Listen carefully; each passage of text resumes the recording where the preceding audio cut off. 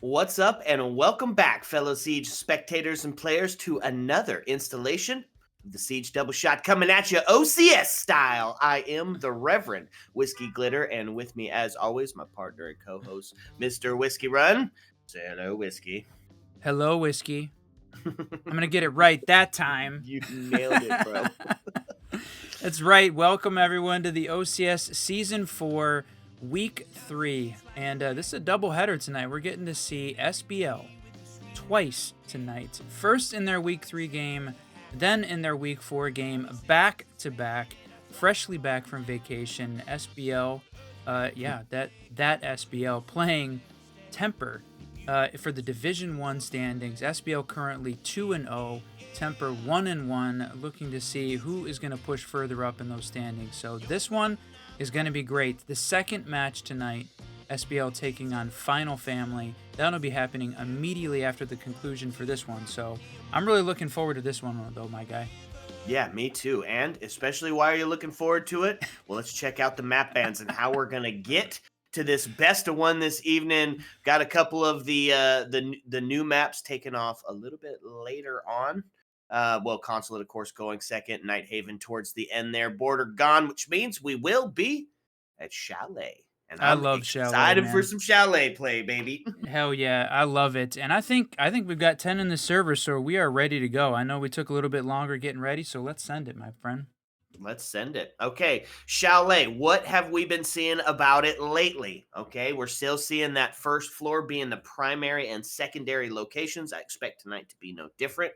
I am curious and excited to see what the bans are going to be, because we've been seeing such a variety come through lately. Getting to see operators like Ying and Dokkaebi brought out to the battlefield. So I think we could have some off picks tonight too, depending on how aggressive we're going to see these two teams playing. Well, Brava, like you said, that first one down, a little bit of interesting ban. I love it. I love seeing Brava. And I love that we're seeing something different, right? I would like for them to be playing her, but also to see some different bans come out, not just the straight Dokkaebi Ying every single round. That I feel like is great. Yeah, same, exactly. Now, we are going to see Ying gone, but it does mean that Dokkaebi going to be viable and on the board, and of course, some of those new, the new operator and the shield are both going to be available. So excited to see how those are going to play out. Fenrir are going to be the first to fall for the defensive side. Just don't want to have to deal with that in the late round push. It really has a great job of concentrating efforts on denying that entry. So he's going to be off the board with a zombie quickly to follow, even after her rework. Yes, indeed. And so now, like you said, we have the new op is available. That's amazing.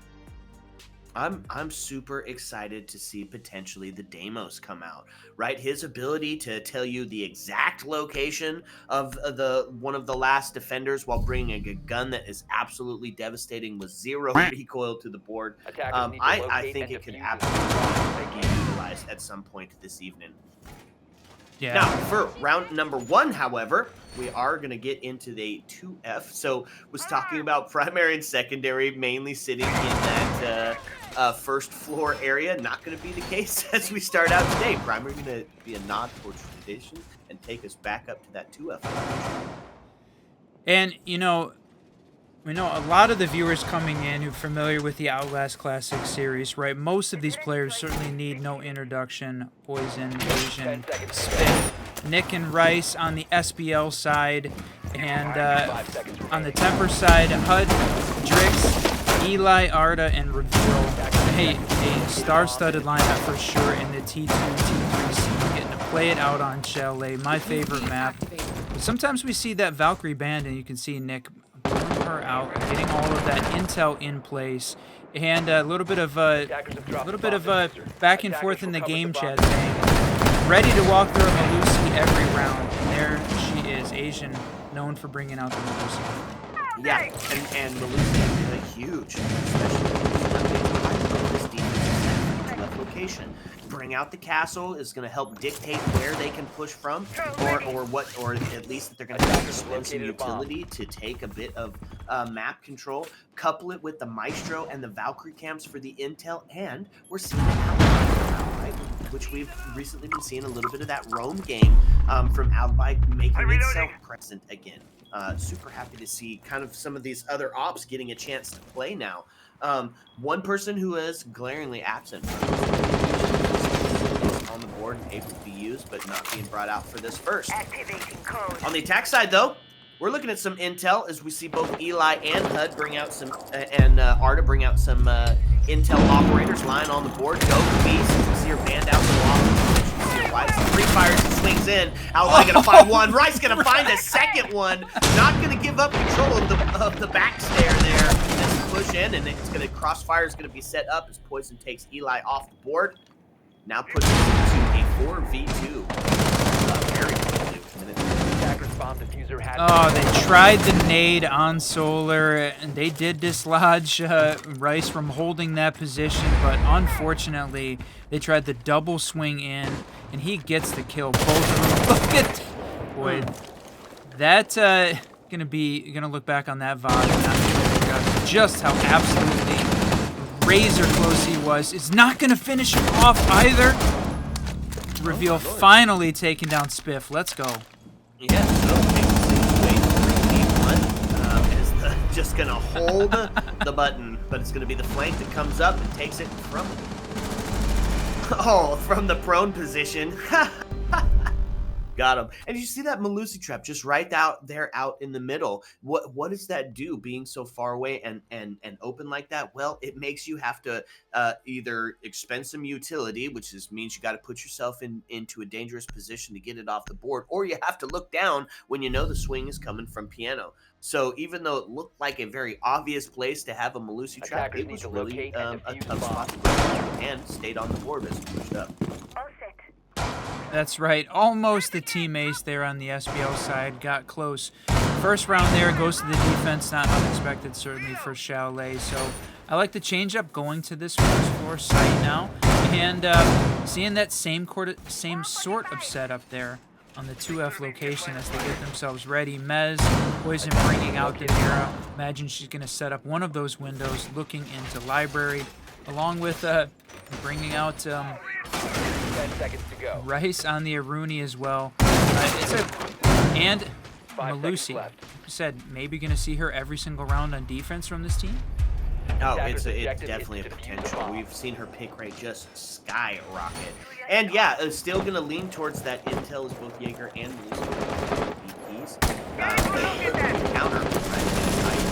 Suss out where exactly those gadgets are going to be placed at, including those Jaeger as well. Now, on the opposite side, we are going to see HUD on the board bringing the Grim out. He's been, his rate has just skyrocketed. Watch, guns good, gadget good, and brings the Claymores along as well. So you've got that protection from the jump out and run out. Just an all-around great player. And because of that, because of his work, crazy on the board. Another kill on the Solar Rappel? No way. I'm blown away that we're seeing so much action take place there, but we're seeing on Drix here bringing out that the big LMG from Finka, like we talked about yesterday, the 2022 LMG meta. Finka coming out, so hopefully Drix is going to be able to compensate for the fact that Reveal down early, not going to have those phone calls. Got a little drone work happening here, top blue, catching a rookie playing in that location. She's going to take out the drone, but for sure they know she's there. Yeah, so we find ourselves 4-4. Finka goes down. Asian able to find Drix on the board. That's a huge pick, but it does get returned. Fires Arda to find Asian in retaliation. Now takes us into a 3-3 situation. Buck is kind of across map, going to actually take the scenic route and rotate back up around and start to put potentially some of that vertical pressure on as they still have to push, I believe, this player out of library and off this back stair, off blue stair here. Yep, the Melusi trap still in location. You can see Buck starting to push in. They know what they need to do. Open up some lines to sight here. But oh, he's just going to straight peek it to start.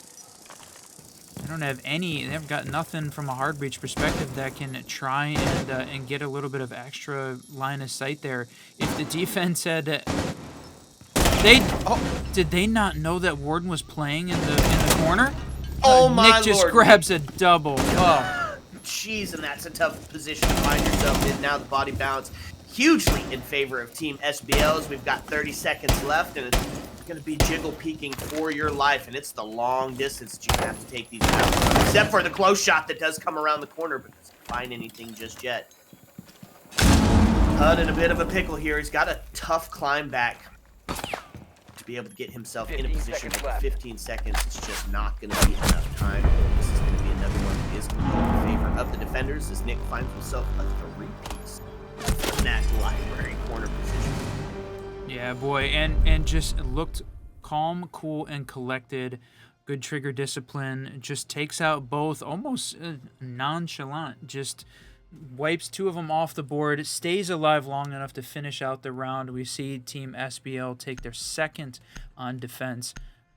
Another great round. So we got to find a way for Tempr not feeling coordinated.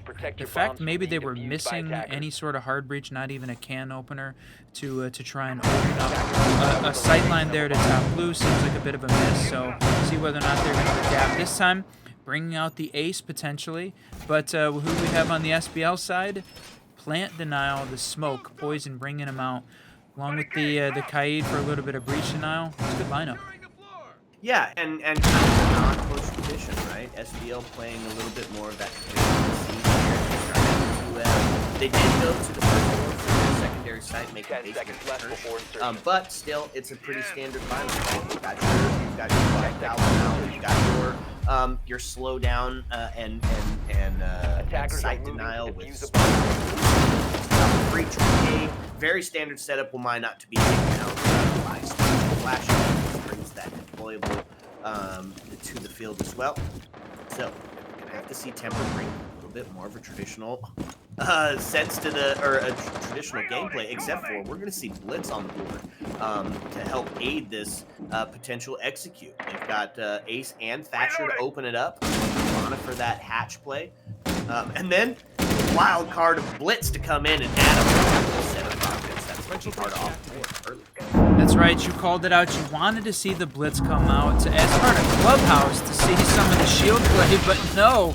He is going to, look at this, reload behind the shield, able to get out of the way of poison there, and all of that plant denial happening at the same time. So you can see him rush in, and going to continue to be held in the corner. Tries to get through the smoke, going to get taken down from behind. Yeah, he had some sight control, but it was pushed in a bit too far without any of that backup, but it is Eli there to take poison off L85. Rips his head down, takes us into a 3v3. The long distance shot, L85 to find another as Rice goes down. Another as Spiff goes down. Eli unstoppable now as he puts himself into a 3v1, and it's the long rotate from Warden, who takes a bunch of shots from the kitchen. They rotate onto that west main location, but he is now stuck in the lobby. He's going to hold down, wait for that cross to come up from the main side. Hopefully find one, but it's a low HP scenario, and they have got some power on the board for the attacking side. Yeah, they've got relatively little incentive as well to try and push. Nick playing upstairs. Just going to let this time run down. Take a few shots, take a few swings, but they certainly don't need to throw any bodies at him. You can see all of the attacking team very static. Just waiting for this time to run out. He's got 3 seconds left. Eli, though, going to go for it. Pad the KD. End up with a quad piece, my friend. 4 of them. Let's go. Yeah, what a round. And definitely some individual heroics to take that first round for their team. Tempr going to find their first win. And that's the first round to rotate Dundada. 3 more to the end of the half. Kind of playing out exactly how you would think for a defensive side of map, right? Team SBL takes 2 on their primary and secondary site, tertiary up for grabs generally, and then Tempr going to find that one. So back up to the 2F. I love seeing the Maestro come out. I love the extra cams. The fact that he picked up 3 has just made him, a much more important operator. And we see him a lot on Chalet, the Chalet bank play for sure. But I love seeing him come out. Just again, the changing in the lineup. We got 30 plus operators on each side, and it's routine. We see many of the same over and over. So I like some of the variability that he's bringing out. Yeah, absolutely. And I was just about to remark on last night I saw Frost on every single Chalet map at least once. And I was going to remark that it's crazy we haven't seen her yet. Now on this round, is Nick going to pick her up? So I don't even get to make the comment. But here's the fun pick, right? On the attacking side of it, talk about adaptation 5 and 2. Eli going to put themselves on the Deimos. Now, if you're new to Siege or you're new to this season, Whiskey, tell us about that Deimos. Yeah, Deimos bringing out the 44 Vendetta along with his drones, but no, he's gonna get taken down by Asian. Not even a chance to see it happen. The death mark not gonna come out and ping out any of these defenders. So a little unfortunate for the viewers. Certainly unfortunate for Eli off the back of that 4K in round 3. So you're gonna have to wait another round or two to see whether or not Deimos is gonna have an option. But that sidearm, man. Like a 2x sight on a 44 with basically 0 recoil, devastating in the hands of the right player. Yeah, well, devastating in the hands of any player. We can use it. It's just a fun op to play, and the reveals the location to the exact room that you're sitting in, that you can then make the call out to the opponents. It's going to be the OCS and a regular. It's going to start to put some damage onto Spiff. He's going to 5 HP in a green scenario, still alive. As he holds the body balance in the favor of the defense here, it's going to start to see some of that vertical play as HUD going to come in with the buck from underneath, potentially try power position. Nick define reveal off the board, taking us down to a 5v3. Still has a second one here, and man, if he takes the right free fire, he's going to get it again. HUD to take. There was Nick from underneath, now into a 4v3.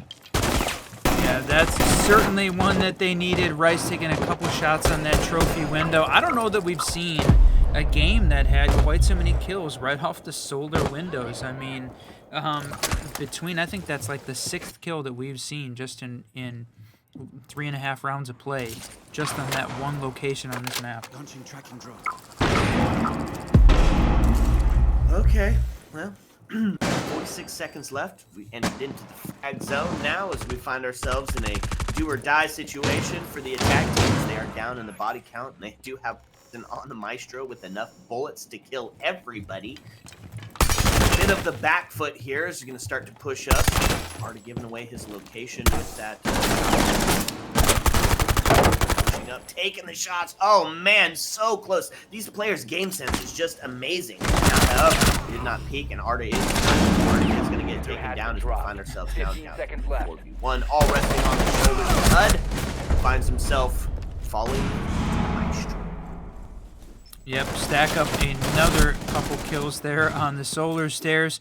That Maestro cam playing top solar, assisting with taking down drones and intel. Right, as soon as Lion had pushed up the solar stairs, the cam pinging him out immediately, right? Can't just shoot it like you can the default right there in top solar. So I really like that cam placement. It was very effective from the SBL side. Defenders, see them go up bombs. 3-1 as we head into round 5. Put together a pretty good defense here at Chalet. Tempr looked like they were potentially had a little bit of advantage there, but really struggled to push Team SBL out the solar side and really didn't commit any resources on the library side as an alternative. Really continue to try and push there. So certainly I'm thinking they're going to change that strategy up as we roll in. Just their last 2 rounds here on attack. Yeah, and so we're going to see a bit of an adaptation here for this bar game instead. We'll bring out some mute for that intel deny, right? Take care of those drones, stop some of that push from coming in. Nick going to put himself onto the dock. Generally, we see the dock playing in that left corner, not willing to give up any of that real estate that's above side, aided by Rice on the orcs. We predicted him being a very huge op here in this season, and it did not disappoint. He has been all over the board with the introduction of that alternative entry, right? As all these, kind of traditional gameplay really starting to take a backseat for flow of the game. Works. He is just out there in the forefronts of it, really doing an exceptional job at slowing down the attacking team, right? Being a menace and then getting himself back into sight. Highlight pick, though, Blitz back on the board. Is Reveal going to get active? Yeah, you combine the reveal with Eli running that Amaru. Great pick there, but Asian, huge early kill, taking down the Finka. That's 60 HP. Unfortunately, not able to be used by this attacking team. So we're seeing Reveal make that push up, and Asian all the way down on the huge rotate through the basement, going to try and catch some of these attackers off guard. He's getting droned in addition to the roam clear you get with the blitz. And there she is, pushing way up. I'm just going to say, so dangerous there. Did not realize that Malusi had made the rotate up. Maru goes down, and gunfire happening all over. Reveal's got to get himself into a position to be impacting here as Rice. I don't know that he's recoverable. Oh, he is. Asian's going to be able to get him. Yep, they're going to pull it up, so we put ourselves into a true 3v3 now, as we're going to see HUD on that DMR take a couple of, well, not on the DMR, does have the DMR, but not going to be currently using it. Take a couple of long shots from Mark Gaming. Oh, from the staircase! Harder to find Asian off the board and take a Malusi trap down as well. Now puts it all onto the shoulders of Spiff and Rice in that low HP scenario, only going to take a bullet or two to get him the rest of the way confirmed on the kill. So, 53 seconds left. Going to give this attack team a chance to take a glance, get enough thrown in, find out exactly where they're playing. Spiff is here, ready for it. He takes the shot, but it's Blitz there, and the shield block him. And now they're going to didn't have the crossfire set up, so he's going to be able to turn back to sight to save him. That's right. Arda opening up these vertical lines, though, going to try and put a little bit of pressure on Spiff. He's trying to hold on to an angle, but with the vertical control from both Blitz and Buck. Okay, let's see. Just Buck. Oh, but Arda is going to be able to finish him off. Buck rotates down those stairs and able to clear out both as HUD was down, barely surviving. So as we head into round 6, Tempr found their second on attack. So that standard split, SBL now, a little bit of pressure on them to try and come up with their fourth here on defense to start off with. So great round from Tempr. It was, boy, with that Malusi rotate, Finka going down early, there was a lot of pressure on Tempr, and they pulled through. To locate and Yeah, they sure did. And so it's running back for Team SBL as they're going to go back to Bar Gaming and going to bring out a little bit of that DMR to match the DMR of HUD. Right, a Rooney on the board. A little bit more dedication to slow down.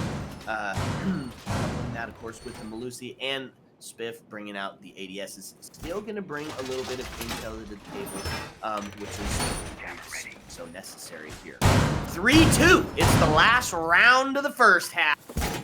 And we're looking towards SBL to put themselves in a standard split. Tempr, they equalize here and take it to a 3-3. Maybe they're feeling pretty good about going into their defensive path. It's interesting, right? When we saw the SBL team play on one of the other first floor sites, actually I think it was on this one, brought along the Mira, so opting for the mute instead. So they have definitely not brought along what I think we would consider the more conventional, like T3 style siege play from a defensive operator perspective. So really not seeing that Mira, which was almost a certainty for the first floor and second floor sites on Chalet. The other thing is, I feel like they've had a much larger rotation, right? We saw a Chalet game or two that had like basically no basement and 2F play, like all first floor. So these guys rotating through all of the sites, giving Tempr a little bit of uncertainty on how to prepare and push for attack. So first bit of engagement is going to happen to some safety. Eli bringing that DMR and screaming hello, trying to find the quick early body balance. And it is going to be Vibrant inside. We have Rice who is playing at corner position at the pivotal push point with a little bit of backup from Mez and a little bit of that verticality inside of sight.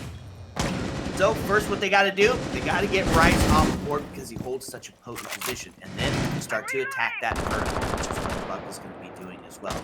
Maybe a little bit of doubling up here as both Finka and Buck are going to be making that push together. Opening up some of this. I like bringing out the Jackal for this roam clear. In addition, you got the Dokkaebi and the Jackal. Heavy roam clear.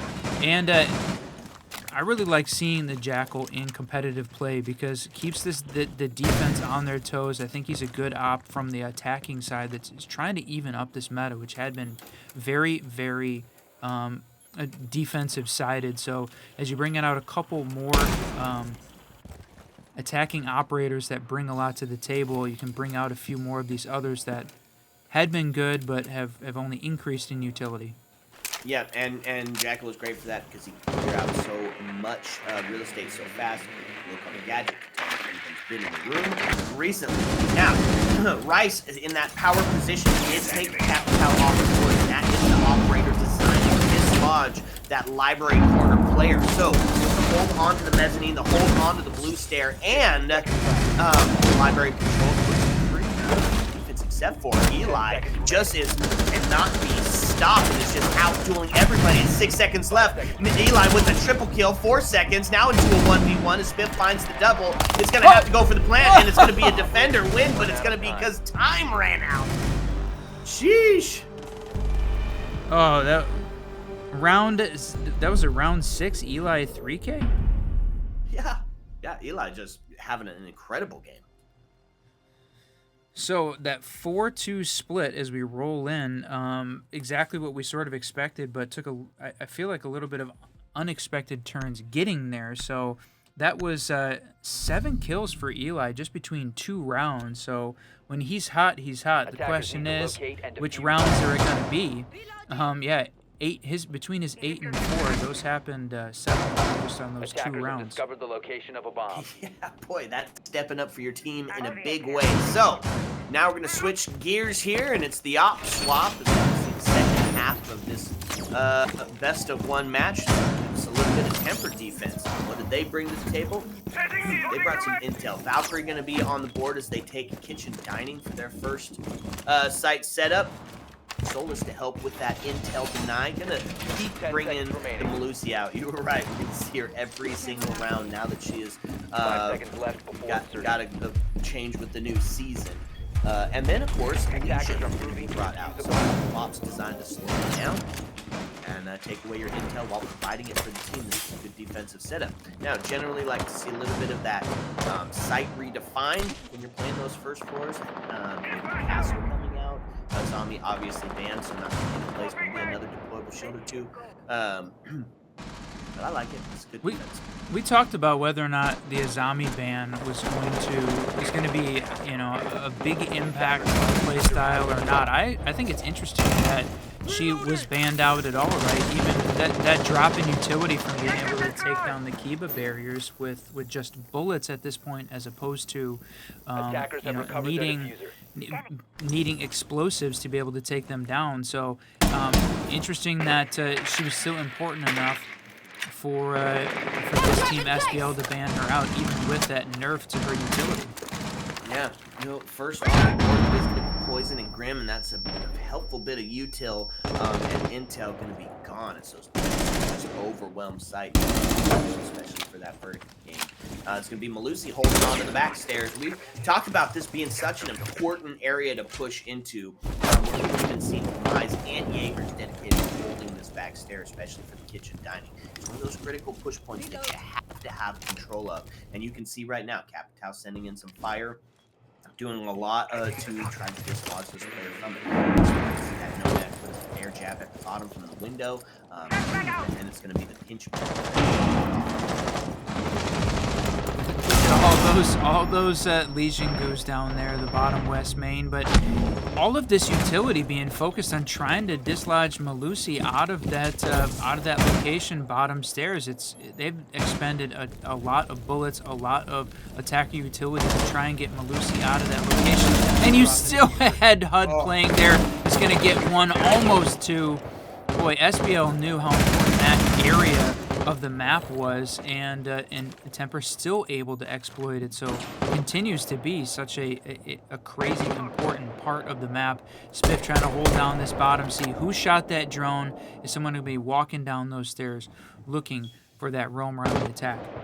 Yeah, and so we find ourselves in a 4v2 as the defense has 30 seconds left to hold out against Spiff and Nick. Arda really in the power position to fight on the stairs. The push starts to happen on the two-pronged approach. Nick to find reveal off the board. Now free fire up, and it's going to even us up. Spiff finds one.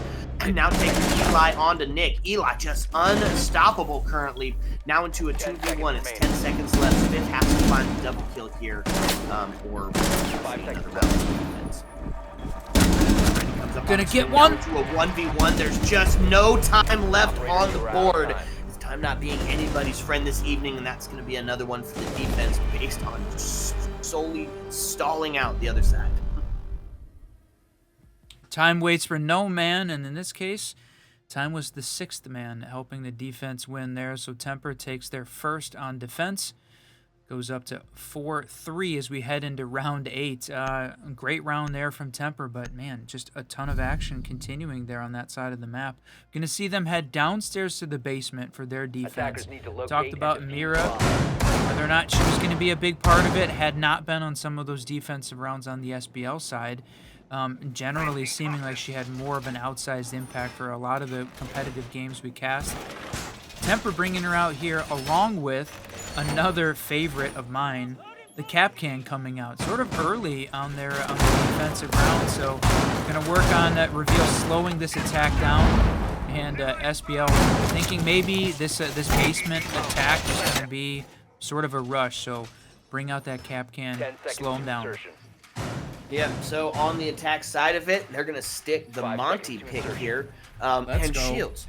Yeah, man, we were asking for it. We wanted it. Shields got a really fun rework this season where they are now allowed to look around from behind the shield while still maintaining that pressure from standing forward. They're also able to reload behind the shield, and then the introduction of an aggressive Monty with the new shield bash. Right?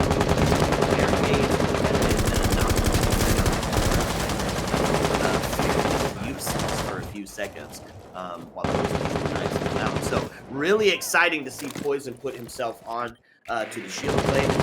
This team's been spread out as far as taking that real estate and Arda. Yeah. Arda gonna find the double, the P90 just bringing out, destroying any hopes that Poison had of gaining that real estate control. Now they've got a strong first floor presence for a basement side. Oh, wow, gets a peek on Nomad, gonna take it, wins that fight. Rice just barely gonna take another shot, but gets shot from behind. Eli again going crazy there, picking up his 10th. But I mean, Arda was with that double, put himself on 7 and 7 as well. So having a great game and being able to take down the Monty so early, really put this attack on the back foot to start off with. So I'm hoping we're going to see that combo come out again because, like you called it out, love seeing the shield, and I want to see more from the incredible T2 competitive scene to figure out how are they going to use it, how are we seeing teams adapt to it, because it is definitely a huge change for Siege. Absolutely. So 4v2 Whiskey with 1:15 left on the board, and now I was just about to say now they got to approach from another angle because the first push was thwarted, which means Capcan becomes a more viable option, and he does, finds one, and now puts it all onto the shoulders of Nick in this 1v4. It's a tough situation to climb back from, but you got plenty of time, right? If you can get 1 or 2 early picks, that's going to be a good way to start, right? Take it on the back stairs into a 1v3. So you take Eli off the board, top frag next his downstairs presence, and the Legion Goo going to slow it down. 40 seconds left on the board for some individual heroics from Nick. Yeah, the question is, same thing we talked about, is Tempr going to push? Are they going to throw some bodies at him? They've got a few, right? They got 3. They can continue to push here, put some pressure on Blue, try and see whether or not they can get one off, and Drix is the one that catches it. Nick going down there, Tempr taking another defensive win. So looking very good on defense as well. But we said Siege continues to be in that defensive meta. Tied it up 4-4 as we're trying to figure out what is the right way for the attackers to try to make a big swing here in win rate and push it more towards those 3-3 splits. So 4-4 on the tie. Now, folks, this is a best of one, right? This is a sprint. This is a all or nothing, leave no strat behind type scenario because there's just not a lot of time. You don't get another map like you do in a best of 3 or shootouts. This is it. So back to that first side. It's bar gaming, and you're going to see a little bit of a traditional hold. Bringing out layered defense. Slowing it down with the agent now. But here's the thing: is Eli is not just getting those kills, but he's putting them all across the map, where it's keeping this attack team outside. The problem that we see with maps like Skyscraper and Cafe, not generally Chalet. So the win condition here, if SBL wants to start a bit of that comeback, which obviously we know that they can. Got to take Eli off the board. Eli getting a bit of damage on the spawn peak as he's really starting to feel himself a bit cheeky. Yeah, take a little bit more aggressive defensive posture. I like it, right? Try and continue to set the pace of the game. See the Ash come out, Asian taking out that, breaking the mirror window. Eli trying to hold this position now. Both of them down. They fell very quick. I wonder if they were hoping they were going to catch this attacking team a little off guard. Did not bring the Ash because they hadn't previously, so now seeing all of the attack push in these can openers down through this snowmobile wall as Asian, now he's used up his all of his utility, gonna use up his speed, see whether or not he can catch one of these defenders off guard in the basement or up those back stairs. Could be the first engagement. Arda on the flank could have the play here. Definitely not sussed out by the multitude of drones that came through that basement area, but he is going to rotate back around. It's a call, maybe has to read that they're coming from another direction. There we go. Now has some intel, a ton being fed, and it's going to see the defenders starting to converge towards that basement area to isolate and take that one attacker off the board. But that attacker is Asian, so he is going to take reveal off the board and is going to get traded out on use that vector to claim it. No Eli way. With the Pokeball. Oh, now down into a 3v3. Spiff going to take him down into a 1 HP scenario with a Legion Goo. Manages to get outside and survive. So 2 low health scenarios here. Whiskey is both HUD and Spiff 1 bullet away from it all ending for them. I mean, Spiff was a fraction of a second away from being a Legion Goo kill at that point. He had not hit that key to remove it. I mean, just a fraction of a second more, and he was going down. So great shot by him playing on the stairs. Drix gonna down Rice. So now it is really a low HP scenario for Spiff. Got to try and keep himself alive. Well, not anymore. It's all up to Nick. Yeah, Eli still continuing to have a great game. Oh my lord. Nick to find one onto Drix, and now it is a 1v1, a good old-fashioned showdown. 4 Roteros still in pocket with 23 seconds left on the board. So, open up some of that 4, try to take advantage of some of that verticality, maybe use it as a distraction. Yep, as he comes down the back stair. Catch him off guard, but it's going to be a Legion Goo to reveal his location. 9 seconds left. Is this going to come down to a time win yet again? Holding the angle. Nope, not going to be necessary. Eli going to delete Nick off the board with that headshot, claiming the defense. And that's 3 unanswered. Yeah? Well, yeah, I was going to say 3 unanswered plus 3 Roteros in pocket. That was surprising to see him go down with the utility in pocket, right? Whether or not, I mean, maybe they didn't need to use it to clear out some of the defensive utility, but maybe open up some sight lines, give him an option for an alternative entry, or maybe open up some of that floor, right? A lot of that first floor has got a lot of vertical play that they could have tried to go down on the stock area, but man, that was unfortunate for sure to go down. So yeah, like you called it out, Tempr just going crazy. 5-4.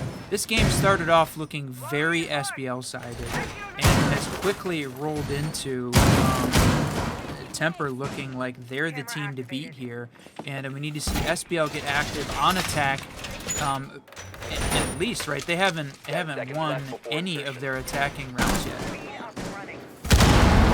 Well, here's the thing, right? We're talking about it a ton. We're sitting in that, and it's really who's going to bring the better attack.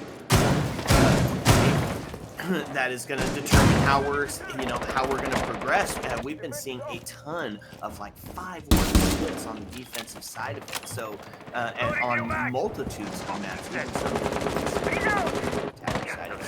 not wholly unexpected, and potential to see overtime high here. So on the defense, it is going to be slow down and bring a similar line of bringing.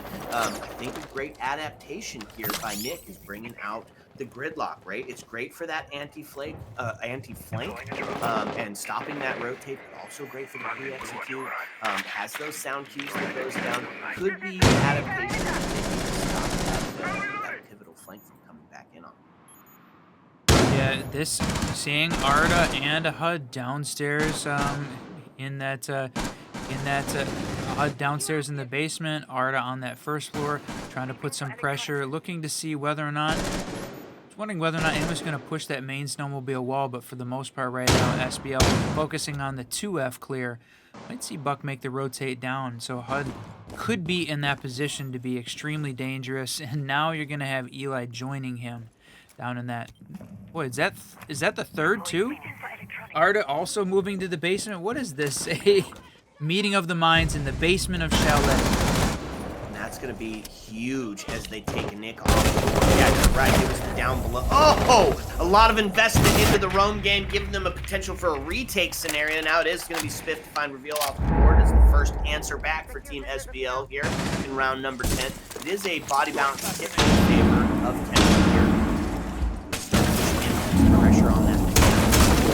And just really, yeah, like you were saying, a lot of investment into the roam game and potentially playing to that trap, that retake scenario, and leaving just being a menace again. And they just got to go roam to take out Drix to find one. Does get answered back.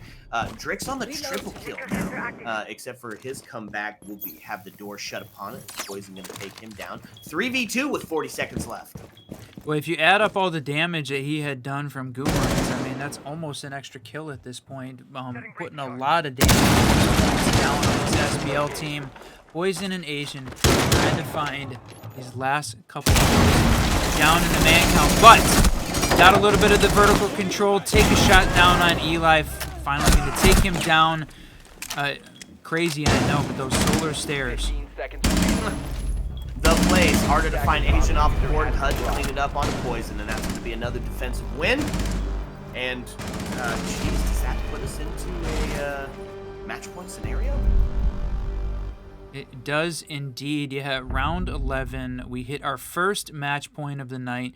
If you're just joining us, well, welcome. We appreciate it. There is a lot of Siege you could be watching, including the Pro League, but we're glad that you're here with us tonight to see SBL take on Tempr. This is the first game of a doubleheader. We're going to see SBL immediately after the conclusion of this one roll into their Week 4 game, taking on Final Family. So right now they're warming up, if they weren't already, to see whether or not they can come back, force OT, taking on this Tempr team. Yeah, hasn't been successful for rounds in a row, but it is defensive sided, like we say. So the potential to do it is here, and it's got to be now because, as you said, it's a best of one. So not going to be any chance to come back for it, at least on this game.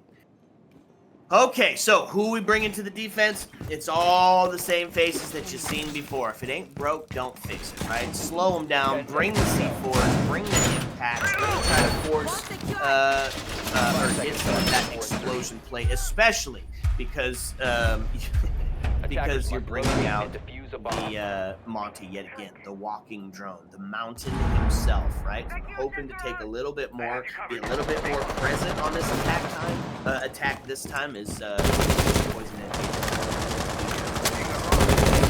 Yeah, we saw this exact same combo early on in this half of the game, and Poison and Asian falling way too early in that round for us to even get a feel for how they were going to play out the round. So in this case, I'd love to see them stay alive longer. I want to see how this duo pushes there, because for sure we're going to see more shield play in year 9. And starting off right here, Monty pushing into office, gaining a little bit of ground, forcing the defenders back, and that is the greatest all the way back. Drops down onto that first floor, so they're getting the roam clear going on. Yeah, no kidding, man. This is the big rotate back down to site as they're just going to nope their way right out of that Monty. It is going to be Eli getting active again. It's going to take that watch off the board. Nomad gone. That's a pretty huge pick as we take out 8 and 8 Rice off the board and give the man advantage back over to Tempr.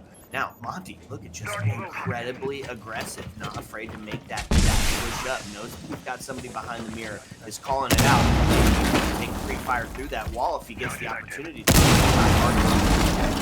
Hits that hatch, and now they've done a great job at stalling this attack team out. Yeah. We've already wasted more than half the round, and that we were just finally seeing the Monty push up into dining and force the defense back down. So yeah, you called it out. They bunkered themselves back down, open up. Poison has been everywhere, right? Started off on Rappel, up on Fluke Belk, made it through office, down through dining, and now down into the basement. He's just walked himself across this entire map. Yep, and now finds themselves rocking a hard place. Put their attack into the bin here. It is Drix with the double kill to take Nick off the board. It's now all on the Monty's shoulders, and in a 1v4 situation, this is likely death, and it is Drix to clean it up on Poison. And that's going to be a big GG for Chalet. Oh, I can't believe it's over already. 7-4 as we see Tempr go undefeated on their defense and just look incredibly aggressive. Very, very good from their side. 14-7 we see them go. Eli, just some individual heroics that helped propel his team to that best-of-1 victory. And yeah, you said it. It's over. That's our first map and our first match gone. We are going to see SBL come back and take on Final Family. So sit back, relax, fill your drink up to the tippy top, because when we come back, you're going to get a second map. Ayo. Let's go.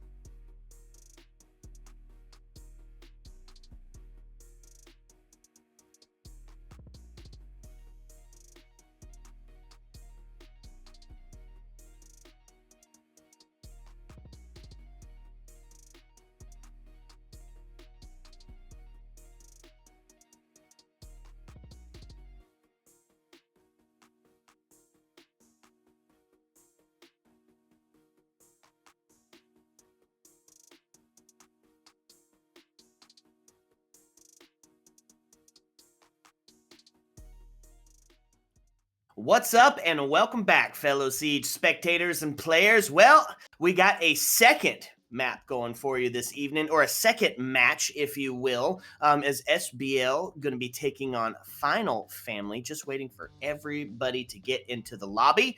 So, just wanted to come back and say, don't you go anywhere. Sit back, relax, because when we come back, we're bringing you a second map. Heyo. Let's go.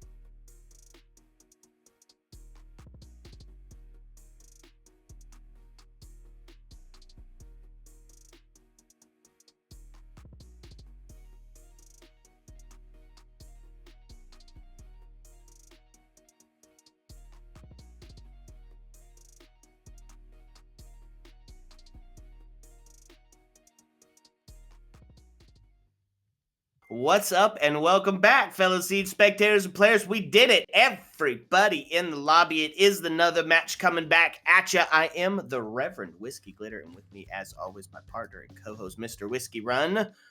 Match number 2. That's right. The second match of our doubleheader tonight, seeing SBL take on Final Family in what is their week 3-4 match, the second of the doubleheader. So now we're seeing SBL is 2-1 after that loss just a moment ago to Tempr, and Final Family 3-0. So they have pulled ahead in the standings. So this one is fighting for the top spot in Division 1 here in the Outlast Classic Series Season 4. And looking forward to this match. I don't know about this map, though. You ready? Tell me about it. Let's go. So, where did we end up on the scale of easy to difficult? Well, it's where the good teams go to die. We are headed to Oregon, my friend. And you know what? I've been down on Oregon a lot lately because of how similar every single map has been played out. But there has been some new gameplay being brought to the board. So I'm actually going to be clear with you. I'm a little excited for Oregon. That's right. Not only are we getting to see Oregon in the new season, so that to me feels like a pretty exciting piece, but there's something else exciting we're going to bring tonight. Bringing out a special guest for this final cast on Final Family, Bianca joining WhiskeyGlitter on the mic for this one.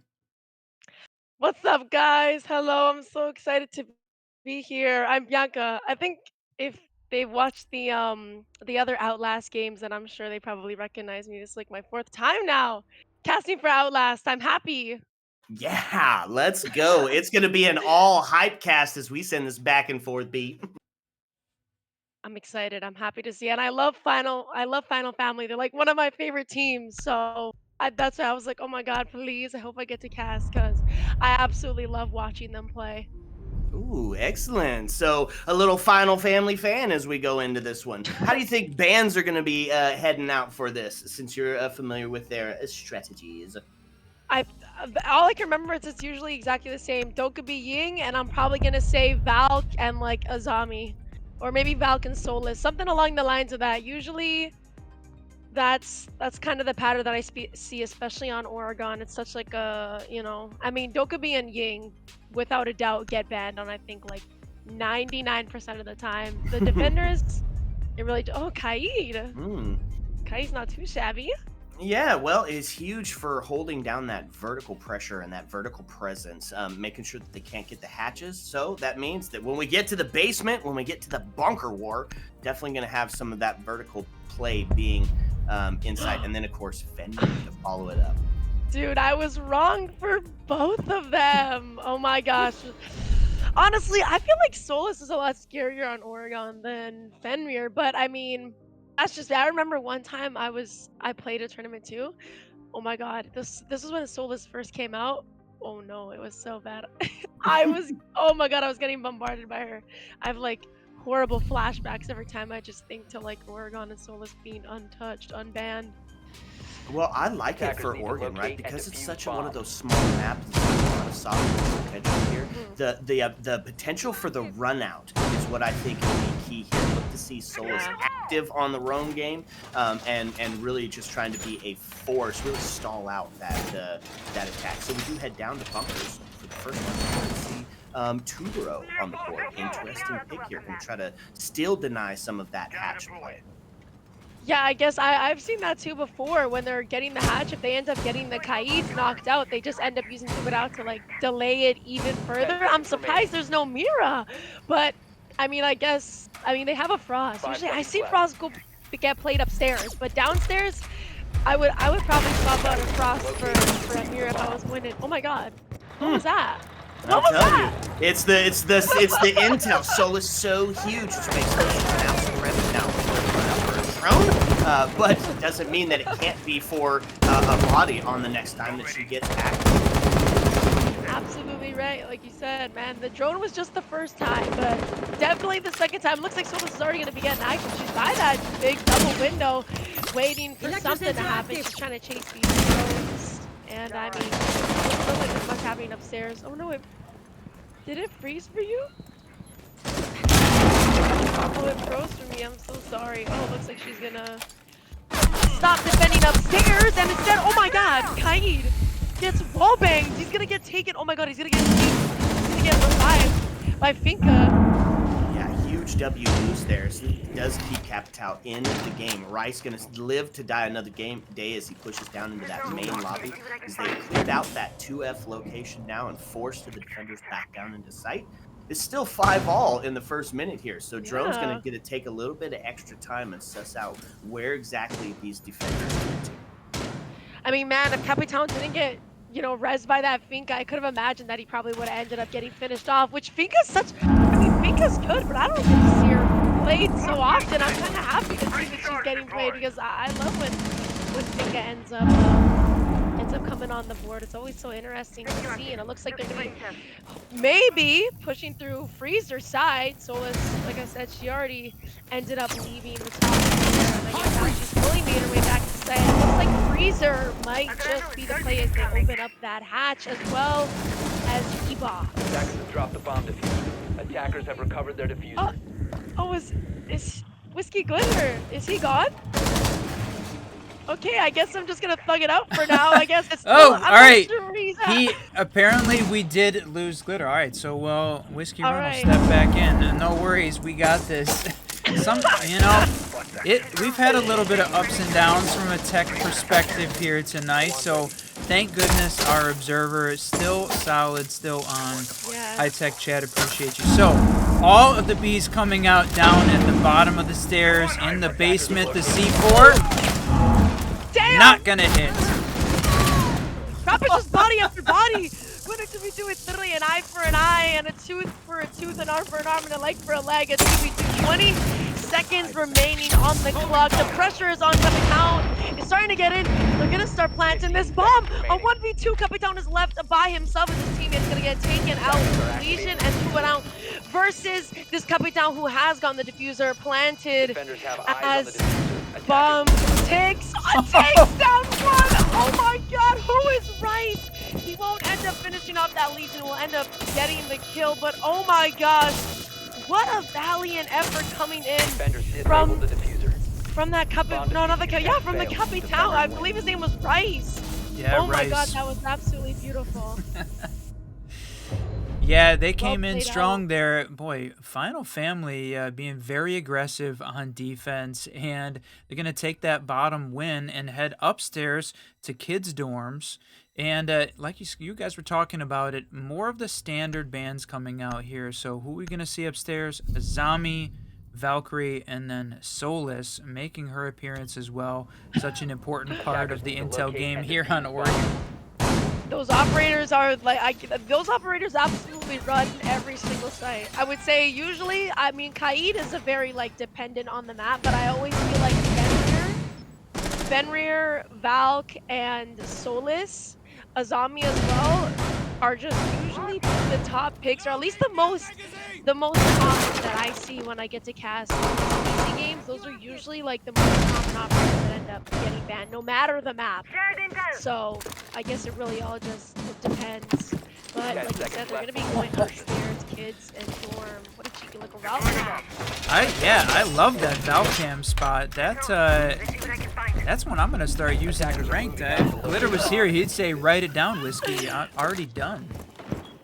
Oh my gosh, dude, I love like watching them play Valk because I literally feel the exact same way. I'm like, I love watching the Valks because then you're absolutely right. I'm like, let me see if I can swab up a little bit of my Valk game, if I can up it up a little bit and, start using some cams that I wouldn't usually use or I wouldn't usually know, you know, necessarily where to put them on this specific site. The round just begins and not too much is happening right now. That's right, taking a little bit easy, and our observer busting out the free cam work. Love seeing the cinematic and seeing how we're gonna see this attacking team push. A little bit spread out, not really a solid coordinated effort in the same location, but pushing from every angle on this map. Give this defense a little bit of stuff to worry about. Oh my gosh, and as he's going up here, like we said, we noticed that Val cam in there. I wonder, I mean, not necessarily that you need to have an IQ, but they don't. Oh, they found it. That was quick. That was really easy. Yeah. Wow, they took absolutely no time. I'm not sure if they put that down or not, but it's like they knew exactly where to go find it.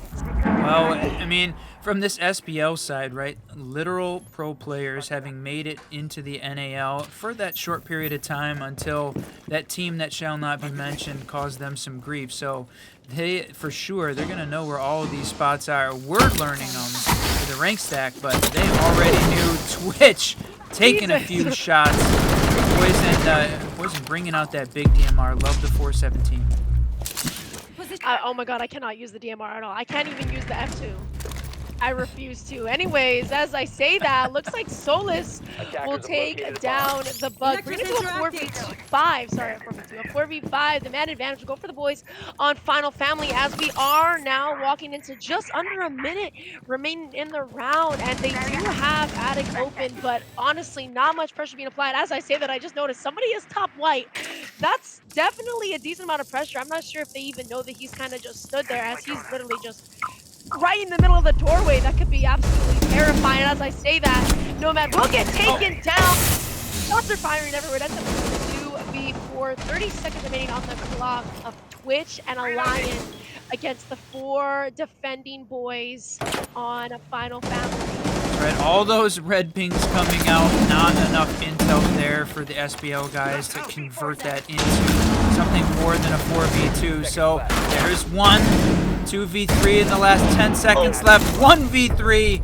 Chu grabbing a double at the end to finish this team off. You're right, he was waiting top white for a long time, a big piece of that round going down though, and we see Final Family. Wow, taking their second on defense, not wholly unexpected, but SBL really, after going down 4 in a row as part of their last game versus Tempr, now losing another 2. We've got to see them come alive here and show some life on Oregon if they're going to have a chance of winning this one. I mean, they're not. I mean, it maybe sometimes it's more or less just the defense on Oregon. That round wasn't too horrible. I've definitely seen worse, but I mean, like I said, usually I always count it as kind of, it's Oregon defense. Sometimes some people need a little bit of a couple of rounds to really wake up and to really, get active, start evening out the playing score, evening out the playing field. I mean, the first round that Final Family won was extremely close, and to be honest, SBL nearly won that. It ended up being a 1v1, 5 seconds to go. and he just happened to lose his one. But I mean, they didn't do too horrible. Attackers must So locate hey, and look, defuse maybe it the was just a bomb. little bit harder to defend or to attack upstairs than it was downstairs. But regardless, they are going to be going that tertiary site over there, meeting and kitchen. And it looks like we're bringing a blitz. That is interesting. Yeah, love seeing the blitz come out. The shield rework, we talked a lot about it during this first match of the doubleheader, how it's changing it up. Poison was playing a lot of Monty on that Chalet attack, so now changing it up a little bit, bringing out the blitz. Is Glitter back? I am back. There he is. Yep, so sorry about that technical difficulty. As many of our viewers know, I have some PC problems, and that's why they band together to help me out on a new stream setup. Be here Saturday. Until then, we're making the best we can with the tools that we have. So I am back. Let's go. Wonderful. I mean, you know, this Final Family winning that last round, but it's not too bad. Just score 0-2. A lot more rounds to come, and just under 2 minutes remaining. It's already a 4v4. One man gets taken up from Final Family and one from SBL. Gridlock and Maestro both really good options to get rid of it. I'm gonna say that. Damn, another eye for an eye. Bring it to a 3v3.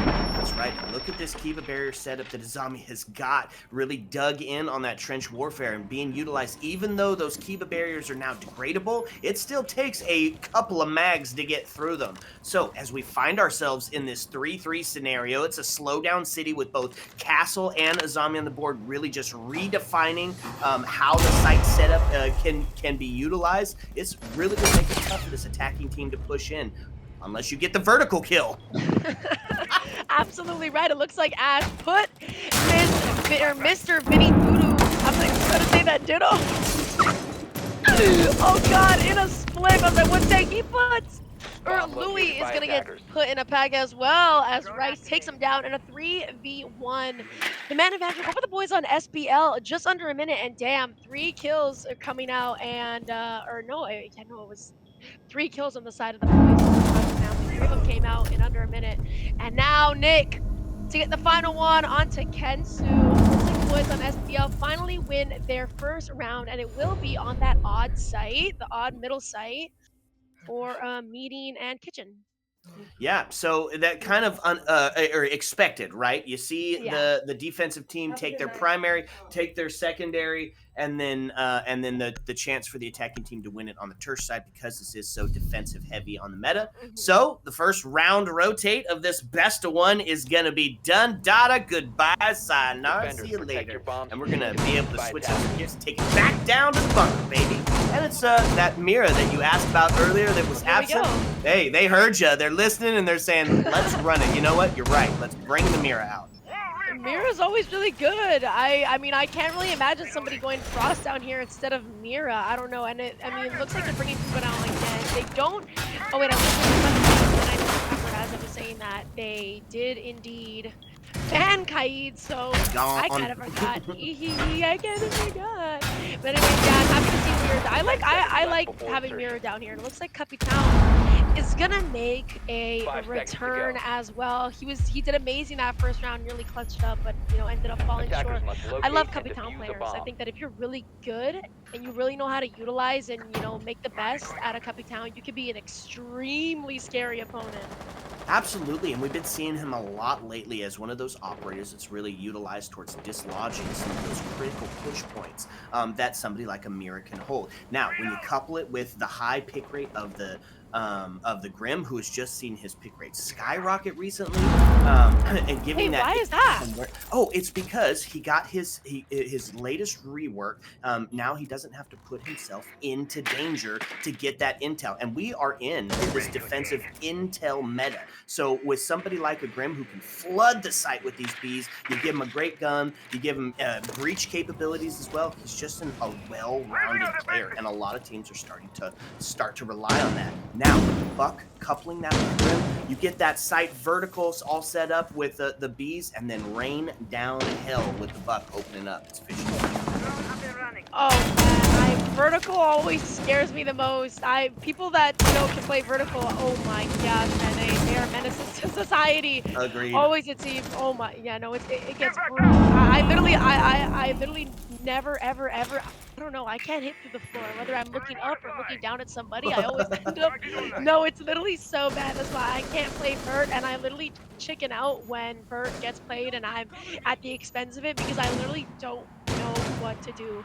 Anyways, though, a minute and a half already into the round, and really nothing has happened at all. Still a 5v5. Looks like hatches are going to be opened up. But other than that, not many shots have been fired at any of the opponents. It looks like nobody, I guess, is really roaming at all that, all that far off from sight. It seems like everybody's pretty much in sight and just chilling here. And that's about it. Yeah, bunkered up, right? They've wasted plenty of time and will not take an engagement. Stall this attack. 55 seconds left on the board.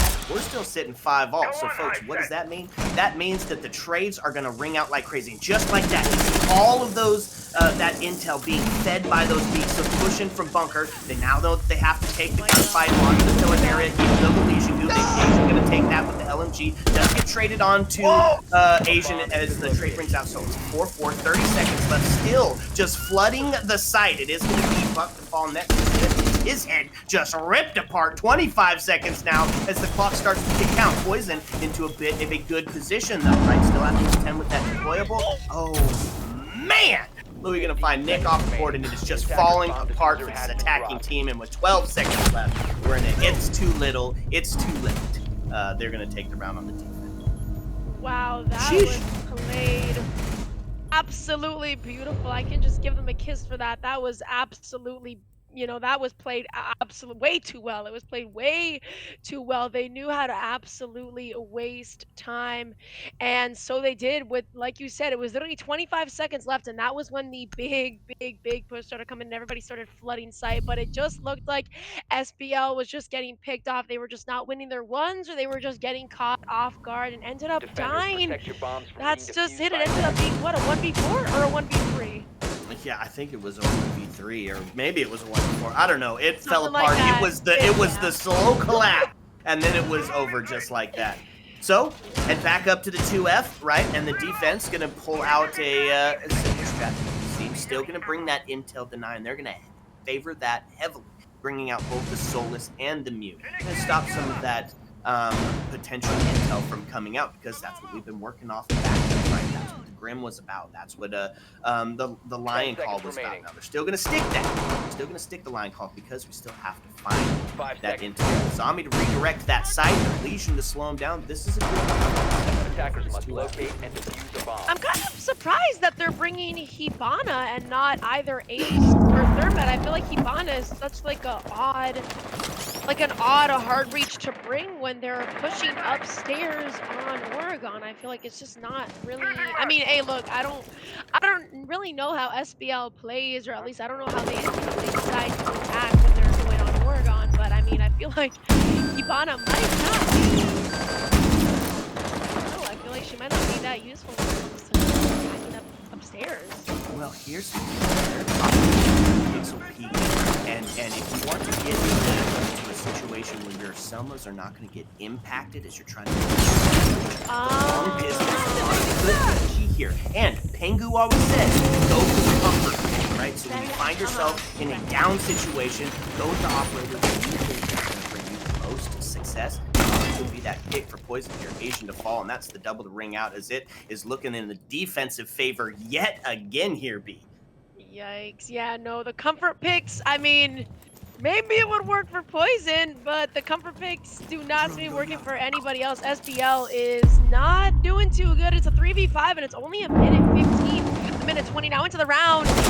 Chu is going to get DBNO'd, oh my gosh, but with that, Simpsy will take down Spliff as he puts him in a Spliff. And it's just going to be a 2v4 SBL with the disadvantage. And honestly, there's just... I mean, hey, look, it is still very winnable, but I just can't... I don't know. The Lion is absolutely low. It's going to be hard to attack the side. despite what I just said, Nick will end up taking down Sipsy. So with that, Louis is going to take down Nick with a refrag and a 1v3. Hey, look, maybe this is where the comfort pick comes out. Oh no! Could be the case, Take boys. it down! Oh No my way. lord. The shots! No, not going to be the case. Thought maybe he was going to start to pull something back there, B. It looked close. No, it looked it really promising. did. I know, honestly, if he hit a headshot on there and then he just 180'd, that could have definitely been winnable, but unfortunately, it looks like they are going to fall at the hands of Final Family again. Okay. But not unexpected. It's 4, right? We're looking at the standard split 4-2. If Team SBL, right, they feel okay if they've got their 1. If you hit your quota at 2 on the attacking side, Defenders, that protect means your you go bombs into from your being defensive defused by half, attackers. you know, with the you know that you've done your job on the attack side. Now, here's the difference. If you go into this 5-1, which is what we've been seeing a lot in this defensive-sided meta, it starts to really play into the mental, especially Oh, because yeah. Team SBL just played a game that didn't go their way as well. So, you know, it's starting to get that fatigue, starting to find some of those easy, small mistakes, and that could, even though we know that this roster can do it, of SBL, could start to really affect the mental.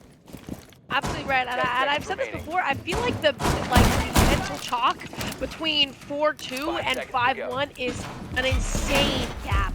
I feel like how you're feeling when the Attackers are score moving is out to locate a 5-1 bomb and is defuse it. eons apart from what you're feeling when it's 4-2. I feel like 4-2 is a lot safer and a lot more. It's way more comforting because, you know, like you said, most of the time it's just very defensive. And I feel like Oregon can definitely sway. Just depends on really what team is winning their ones more, because I feel like Oregon is very just. Everybody knows every single call out, every single strat on this map, everything. I feel like everybody knows how to attack on this map, and everybody knows how to attack. So I feel like it ends up just, you know, going 50-50 with the defending and the attacking. It just depends on, you know, who's winning their ones. But, you know, maybe, hopefully we'll see SBL, you know, bring themselves back. We'll maybe see it go 4-2, and then on the defense, they will hopefully start to, you know, pick themselves back up. Yeah, agreed. So as the first minute starts to tick down here, drones do what drones do, sussing out exactly where this defensive team located by has attackers. got their critical push points stalled up, and a couple of fun operators on the board. We're really relying on the intel here for this first floor, this Tersh site, because we've got the soldiers on the board and the Maestro and the Falcon. I mean, that is so much intel to be fed. That is the Nomad to start to do that. There, trying to get it onto the Osa, but unfortunately not gonna be able to do it. Now the prone position, drop back inside, broke for a better position, barely escaping with their lives. Absolutely, man. This guy just absolutely escaped with on the skin of his teeth. And I mean, it is still a 5v5. Rice did take a cheeky bit of damage, and it looks like they are going to bring an IQ now, realizing that Valk seems to be a really big contributor, a really big player on these boys' defensive lineup, which is what I like to see. I like to see when teams adapt and certain operators. Looks like Louis is going to make his way back upstairs. He dropped the hatch, maybe just to, you know, just to psych him out a little bit, and now he's going to be coming back for more. Not done just yet. He wants to get one pick off at least, and instead Asian will take him down. He did not play it safe and ended up letting it go. With that, Vinny might also get taken out. Asian will end up starting to plant the bomb. In a 5v2, it is all now resting on the shoulders of Chu and Kensu as they've, really put themselves on a bit of the back foot. It's going to have to be Valkyrie to rotate around. Oh. This is a tough position. C4 going to find one. Nick going to be off the board as the sound call goes through, but it is going to be the trade out as it is down and then confirmed and then finally Poison to clean it up. And that was a good round for the attackers. Yep, it looks like the tertiary sites are what hold the team together sometimes. And, you know, I'm happy to see them go 4-2 now that they will be on the defense, since we've now passed split. Hopefully they will start to even out the score a little bit and, you know, bring themselves back up. They've got a little bit of momentum. That round actually went absolutely swell and absolutely dandy. They, you know, did what they had to do. They got their picks and they planted the bomb very swiftly and beautifully. So that momentum hopefully carries on to the second half of the game as we Attackers need to see them locate and go defuse downstairs, same as Final Family. They went basement first as well.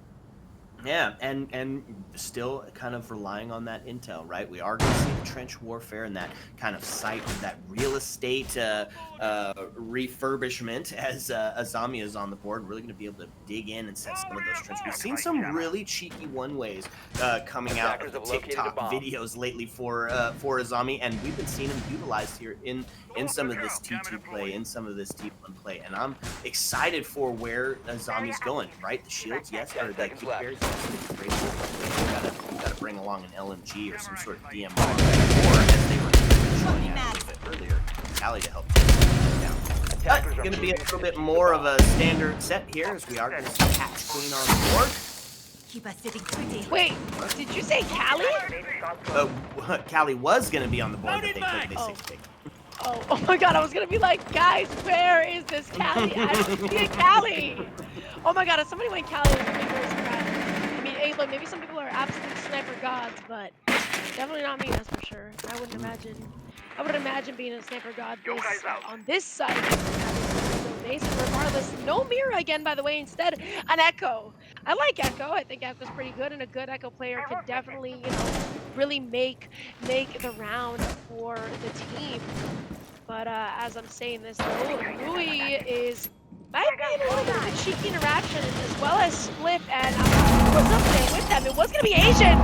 DBNO is Vinny, but gets hit through the wall of 4v5, and Vinny will end up using his, what is that called again? The Sync charge? Yeah, the Pink Boost, the global gadget. Yeah, she's gonna res himself, sorry. He's gonna res himself back up, and that's gonna bring Final Family back on their feet. Love the Echo call here. You're right, it's great. You get that intel, you get a little bit of that distraction. I think it was maybe in anticipation of a shield being brought, because of that shield rework being so huge, and we're seeing the shield presence just triple as the pressure because it's easier to start to handle. Now, it is Kensu who's going to take the scenic route around to the kitchen areas. They're going to, or to the freezer areas. They're going to start to make some of this backside push with that body balance in their favor. Got a little bit comfortable. Keep it deployed. Wow, as you say that, Spliff is going to take down Louis and Vinny for the two-piece, a two-piece for the two-piece. And just over a minute remaining in the round of 4v3. SBL was at a disadvantage when it came to, oh my god, no way. Yo, turn around! Oh my god, Kensu literally is a burger. What is he doing? He just sat there, no, we didn't hear him at all. And a 4v2, wow. Advantage that the boys on Final Family had doesn't seem to be looking too good anymore. Spliff absolutely illegal in packs. This might just be his ace. Dipsy is gonna have to be the one to stop it. 1v4 turns to a 1v3. 25 seconds on the clock. That's right. Sipsy shuts down that quad, closes the door on it, and now has with all to do here and 19 seconds left to do it, and instead gonna rotate back up. Just unfortunately delaying time just a little bit more, and really this is not enough time to get anything done. 8 seconds left. This is going to be another one, most likely in favor of the defense potential for.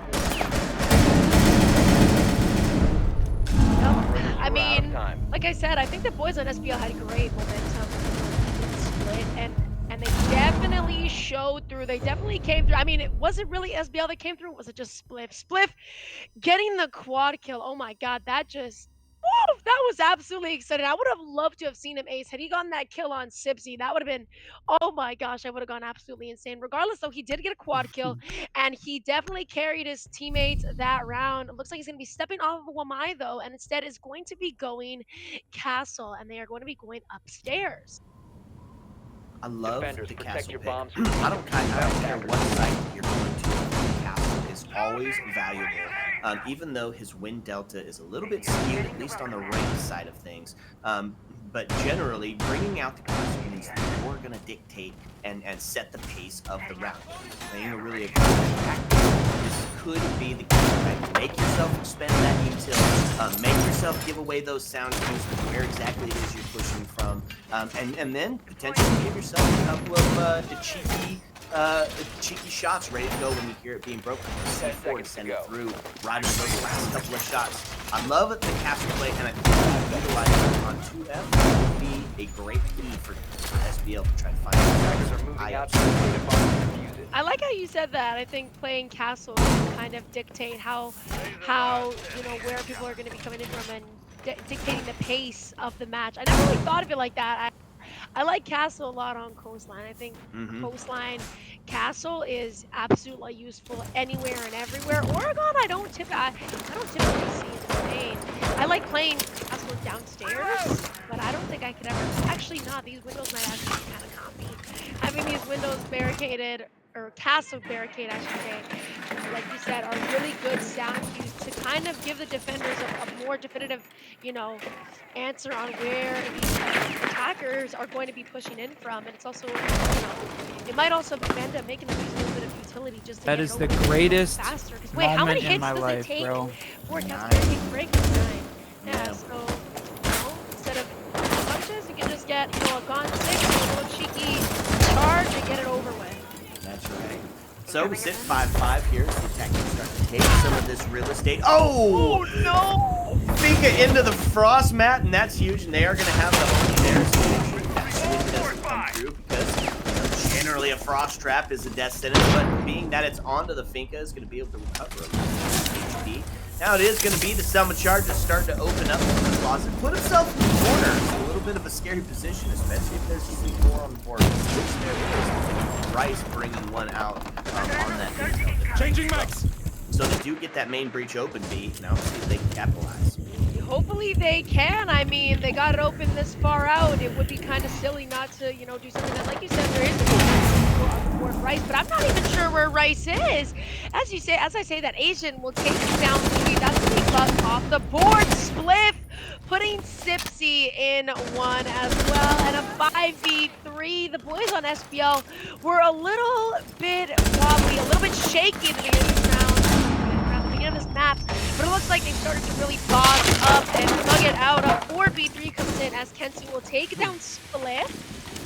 And 45 seconds on the clock begin. Vinny's still alive, 2 and 6. Oh no, missed the come and get a couple more shots in. Kensu taking down Asian. That's gonna be the double kill. 30 seconds remaining. And a 3v3. Kensu does all the work to equalize out the scoreboard. Okay, 3-3, and you're right. They are out here thugging it out. They're close to tying it up on the scoreline, and it has just been the comeback here. Now, this is the defensive side of the map, so in this 3-3, it starts to play out into their favor here, as they're going to get into the corner and go for a bit of a default plant post on the attic. Now it gets taken down, is into a 3v3 or 3v2. On the rotate, poison to find one, and now it is with Chu and all to do in this post-plant scenario. He's gonna have to hold the long angle and pray that he finds headshots, clicks heads on one, he takes the shot onto the attic, gonna find him as well, and now we're into an old-fashioned 1v1 showdown. Nick versus Chu, he's gonna get the kill. Does he have enough time? Of course he does. You gotta have 7 seconds on the board, and Nick's gonna claim that one for his team and tie up the scoreline. No way. Dude, Chu, oh my god, bro. Chu almost just absolutely blew my mind. I can't believe what I just watched. He really almost just clutched that out. That was absolutely beautifully played. It kind of just, you know, he ended up losing that last one. I believe it was to Nick, but man, that was absolutely wicked to see.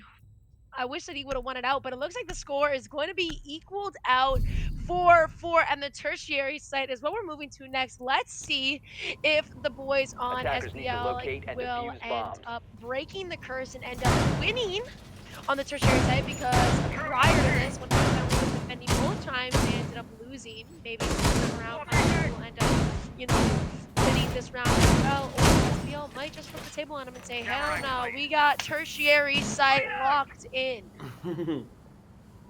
Yep, ter site on and ready to go. It is going to be kitchen meeting, as that kitchen Dining, side being such a low win rate for the defensive team. In fact, at the Atlanta Major, we saw it almost at 10 seconds left before win rate what? for attackers. Yeah, almost completely in the 5 seconds remaining. for a defender side. Yeah, Liquid, I think, one of the first pro league teams. To do Attackers' just objective is to locate a bomb. but so we are going to see the Turf side, as you said, at kitchen and meeting, and they are going to bring out a little bit of that breach denial. Is Bandit going to make a play? But going to kind of lean into some shotgun play as Poison and Asian going to bring out that long distance shoddy action play. Mute to stop that intel, and then of course the area did not know the smoke. This is a pretty good defense. Now let's see how much of that investment is dedicated to the top of this run. So is somebody in Master, or am I like tweaking out? Is there a defender in Master, or have I lost my mind? I thought I saw. Probably, yeah, probably. I mean, that's part of the play. Oh my here God. is holding up deep and holding on to that verticality that we talked about earlier is just so prevalent, especially on this map, because there's so much that soft breach, and they brought along some mobs to open it up. Oh no, man, that absolutely almost made history last time. Will be taken out first. Louisville ends up getting the refrag literally immediately after. 2 minutes remaining on the round. And it was Spliff that was upstairs who will get put in Spliff instead. Vinny to take him down. This man has always been going to, but it looks like he's going to be going Iana this time around. We are still going to have Poison upstairs. Funny enough, he is going smoke with the Poison farts. And it's a 3v4. The boys on Final Family will have the advantage when it comes to players. But I mean, anything can happen. There is still a lot of time left on the board. Yeah, well, win conditions for Final Family for this round was to take Spiff off the board because he's 10-7. He's their frag. He's their frag leader, and he's down out early. He stopped the making of more keeper areas. It's going to be Poison to find Vinny. Now takes us into a 3v3 as the pre-fire starts to come through from above. And as you say that, Sipsy will end up taking up Rice. Poison is going to fall back all the way back into sight, and it's up to Nick with Mr. Poison up against Sipsy, Louie, and Kensu. I'm curious to see where Nick is. It looks like he's by Zed Hallway, and I'm pretty sure he's got to know that Sipsy is around the corner, or at least somebody is around the corner.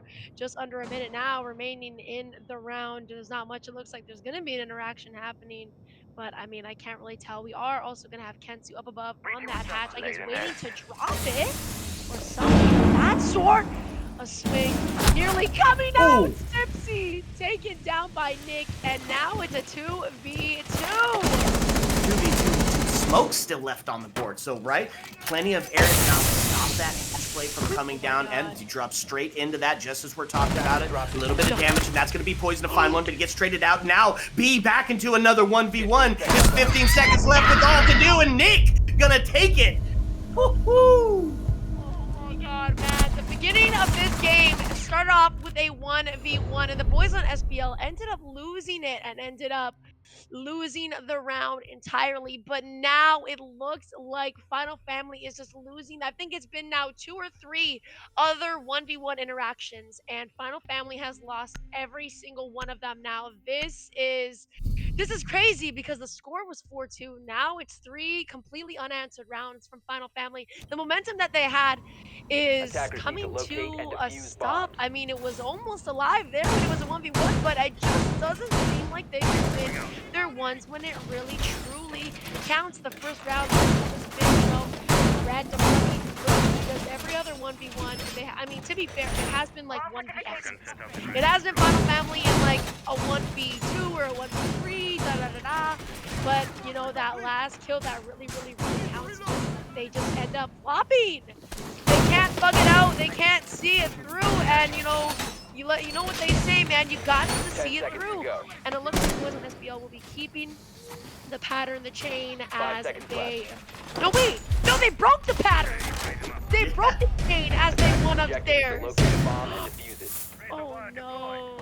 Yeah, and so that does, you're right, 3 unanswered points, B. That means that I'm a Final Family fan here. Would have liked to see a timeout maybe coming up to stop some of that momentum that's going on. Instead, they're going to opt to make another go of it here as we head down to that fours location. Plenty of area denial on the board. Guess we're going to see both Smoke and Goyo being utilized, right? Back it up with the trench warfare of the zombie and really dig in as Spiff and and the Lamai going to be trying to lock down some of those critical Kiba barriers points. This is a really good defense. Now, do they hold up top? There you go. You see it back on the T2, T3 area. Going to have the double hold, making sure they're going to put some pressure on anybody trying to open those hatch up, specifically Kensu and the Hatch Queen Habana. Yep, I think he was also the one that was going Hibana the other rounds too, so it looks like I guess he's gonna be kind of like that hard breach. And as I'm speaking, his clip will get taken out by Chu is in sight! What? Blasting the bomb! What is going on? Oh my god, it ends up being a 4v4. This will take down Cincy, and a 200 pump to the face will take down Chu. It doesn't matter! Louis is gonna take down Nick. H is gonna take down Louis. Hibana, Hatch Queen will get taken down by Poison in a 1v3. Wow, that was intense for about 10 seconds, and then SBL said, hold on, guys, don't worry. We're about to lock in and win this round. Oh my god, yo, guys, now this is the time that we call a timeout. Now this is the time that I need to see. Please, call a timeout, because I'm not gonna lie, this is absolutely insane. That's 4 unanswered rounds. Yo, they're not even gonna call a timeout on match point. Are these people real? Yeah, you know, that's why they're the players and we're the casters. Going to try to bank off some of that momentum. It was the quick push in. You love to see it on Bunker. However, Team SBL ready there for the answer. Finds the quick couple of kills that takes the body bounce tipped into their favor, and then it's just hold out. You have to have at least 7 seconds left on that diffuser starting before you get that diffuser going. So plenty of time at 30 seconds to take on the rest of the team. It was a great round by the defense as they kind of expected something a little bit quicker. Yeah, and you know what? I guess Final Family was just absolutely not ready for the boys on SBL to put on their working goggles, get their construction hats on, and start absolutely getting to work. They really ate the house down with that, and they're gonna be going upstairs now. They won basement, now they're gonna be going upstairs, and I mean, I can't imagine them losing up here considering they've won every single site that they've defended. And what? I don't know. I'm gonna see. Well, one one thing, something along the lines of that. Maybe not. Maybe not Jones, but I think all the times that I've casted, I've seen like, mind you, I haven't casted like 1,000 games. Maybe I've casted like 10. But regardless, all the rounds that have happened within those like 10 games, but maybe a little bit more than 10, but all the rounds within those, and yet not a single timeout called. This, you know, it's, I don't know why. I don't know if they forget that timeouts are a very real thing or if they just want to be burgers, but anyways, hopefully, yeah, I guess they do want to be burgers because I mean, I get in there like Swimmer, but the boys on SBL, they have some momentum going, and I can't imagine stopping. Yeah, generally on the Siege double shot, it's not indicative of the T4 scene to take those timeouts, but when you get into the higher echelon of the comp scene, right, you start getting into that higher T3, T2, and of course in T1, the timeout is real. Generally, 75% of the team takes the timeout, comes up with the round. Huge momentum stopper. Now that is going to be poisoned off first, and those smoke detectors. This is a huge kill for the attacking team, one that they absolutely need because it's got to be perfect for 2 rounds in a row, or this is over, folks, right? It's a best of 1 banger, and so you have to put it all on the line right out the gate, or it's over. So body bounce tipped in favor of Final Fantasy, or Final Family, excuse me, as they try to... I made the same mistake before, too! as they try to lock in another round and get closer to tying this up. Yeah, I know I've made that mistake. No worries, but you're right. There's absolutely no room for error, and that's interesting to hear that statistic, now the 70 around 70% of the time that take that ends up calling timeout ends up winning the next round. And as I say that, Shu is going to take down Asian. That's a zombie, another pretty big contributor. I mean, he's got it. He has 8 kills. He's not doing too shabby. Still, we got Mr. Split and Nick both on the board. But anything can happen as he runs by. I'm not even sure if he realized that those holes are there. Someone's going to take him down. Nick coming up top of the line. A 2v5 turns to a 2v. Well, it's technically to a 2v5, but it's going to be immobilized for now.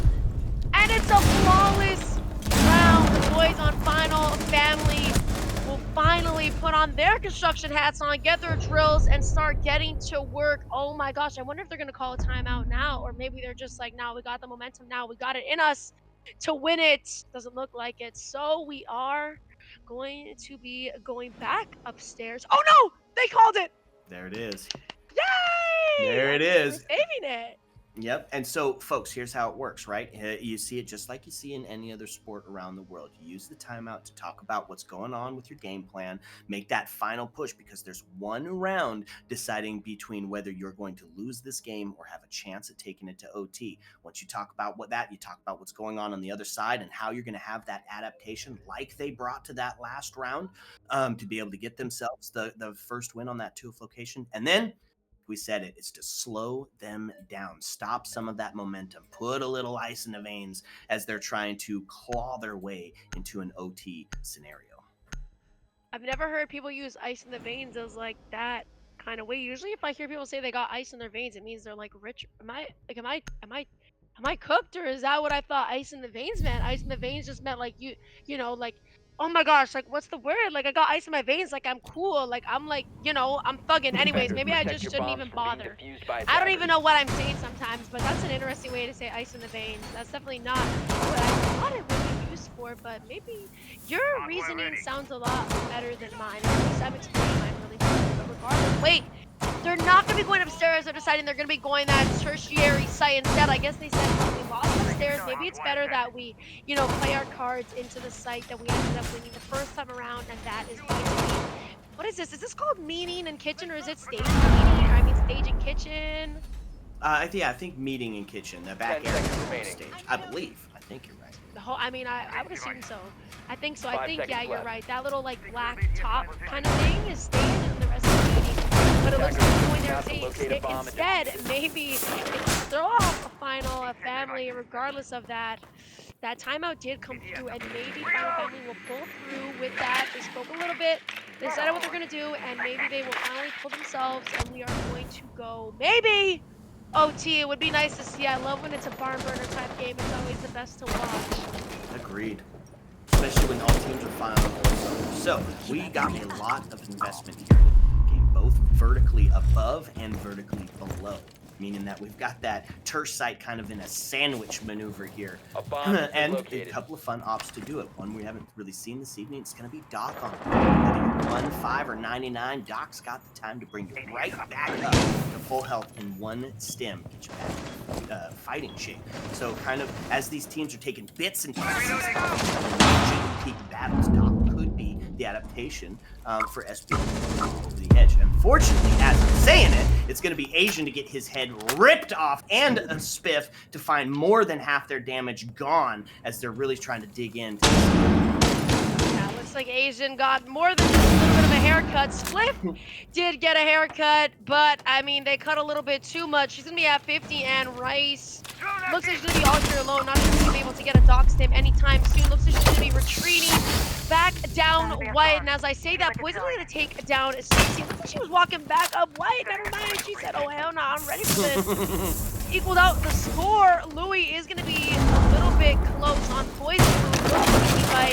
I'm not sure. It looks like he's backing up, but I'm not sure really what he's doing. He opened up a couple holes, maybe to scare him off. Regardless, he remained in the round, and it looks like hell is going to come up as we start to open up some hurt and to close out little corners that the defenders might be hiding in. But there's so much invested to the roam game that there's almost nobody inside this vertical to be taken advantage of. So they're opening up. It's going to be on the IGL to make the call. Hey, we can get a little bit more of a site direct. As we only have one member sitting inside, the rest are kind of on a shallow roam scenario. So in this 4v4 with 40 seconds left, it's another one of those hang on to your hats, folks, because this is either going to be OT or over Dundada side. 30 seconds left, B.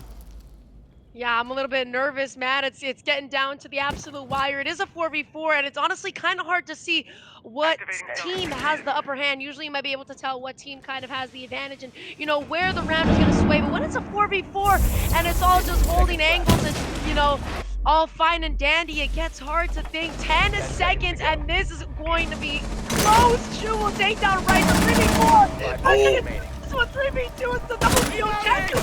We'll start to get that first round CPNO'd. And the boys on SBL will win that round. That was close, but it was just too much back and forth, back and forth, back and forth. But after that, the boys on SBL won it out, and a beautiful victory to them. I cannot believe they had a really rocky start, and to see them pull through like this, oh my! I mean, like I said, I'm a Final Family fan, but I gotta give it to the boys on SBL. They did great.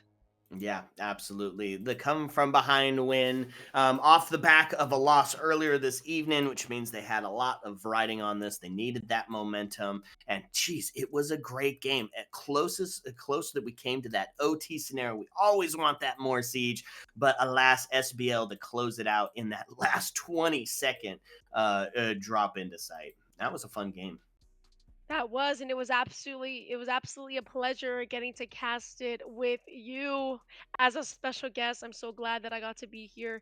And it was, like I said, it was an absolute pleasure. Hopefully I will be able to cast with you in the future because this was great. I I absolutely loved this. Oh yeah, absolutely. I knew as soon as I heard you were going to be coming on to cast with us that it was going to be all hype, all gas, no breaks, and baby, we sent it. That was Oh yeah. absolutely fun. It was an absolute pleasure to be casting with you, and I look forward to the next one. Likewise, I guess everything else we just gotta close it out. Thank you for having me cast with you. Like I said, again, a pleasure and an honor to be with you guys. I'm glad that y'all squeezed me in here. And like I said, hopefully I get to see you guys again. So I guess I'll be flying out, but have a great night. Both of you guys. And to this, who was it? We got the producer and the observer. And of course, the duo that I was casting with tonight. Have a great night, everybody. Bye, B. Thanks, Okay. Bianca. Yes, big thanks to High Tech Chad on observation, and appreciate the shout out for production. So a nice job, Bianca, and Glitter. Obviously, man, you crushed it. This was a fun game. I love casting SBL. I love having new casters, Dude. and I love the hype mode. That was one of the funnest matches I've casted in a long time. That comeback, 5 in a row after what looked like almost certain death for that SBL team. Man, watching them come back and win that 5 in a row. Yeah, they lost one there in the middle after the timeout, but came on very strong, and that was a great win for SBL. Yeah. Okay, well, for the Whiskey Boys at least, and the OCS, we have reached the end of the evening, but there is still some more Siege going on. So the potential for us to bring a little bit of that watch party out, depending on where games are at, might be the play here, right? We are official Ubisoft partners, which means we got invited to spectate some of the NAL. And I don't know, Whiskey. That's right. The Dark Zero SSG game is in the ban phase. That game is just kicking off right now. So thinking about switching over and watching some of that Dark Zero SSG together. So we'll take a quick break, set that up, and then and let you guys all know what we're going to come back with. That's right, folks. So sit back, relax, fill your drink up to the tippy top, because when we come back, we're going to bring you another map. Ayo. Let's go. You ain't about it.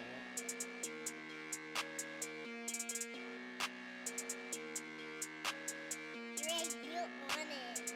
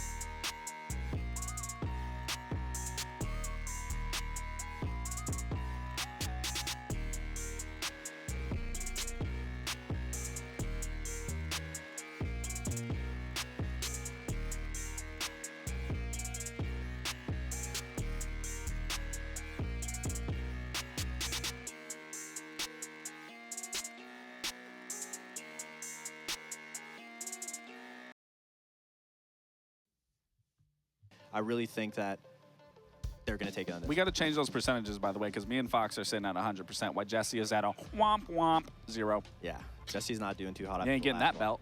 But he picked OG for this one, so I hope you're wrong, and then I'll get 100%. So. See, that's the thing with having 3 analysts to figure out which one of them comes out ahead. You can't keep siding with one every time. Someone had to side with Jesse at some point today, and I know he's watching, and hopefully he won't be in the 0% trench for too much longer. Guys, that's all we have to say about this one. It's finally time for Los to get their debut in the NAL, and for OXG to figure out if those roster changes were the right move after all. It's Links and Stokes with the call.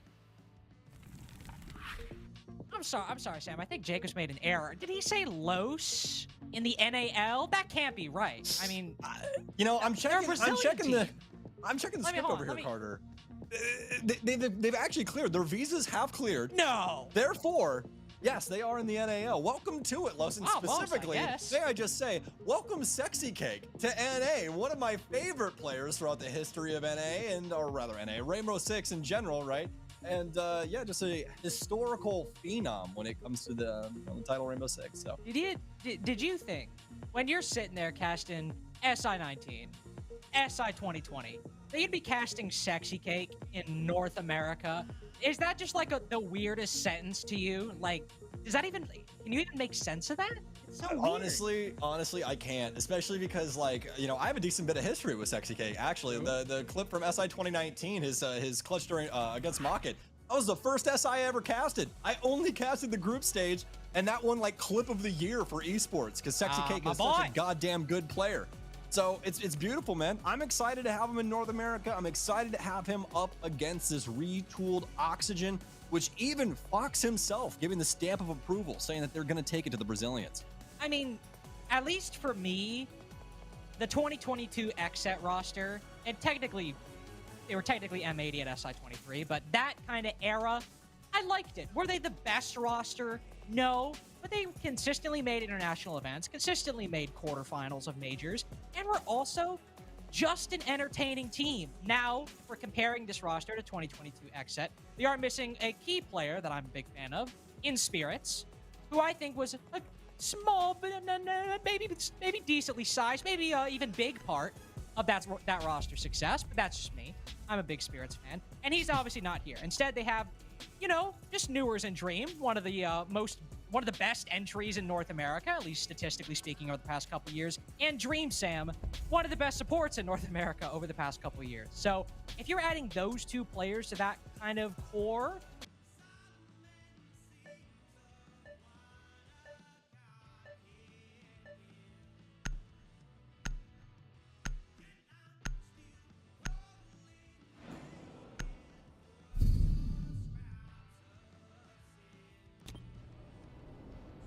Attackers need to locate and defuse as many bombs as they can. Attackers have located a bomb.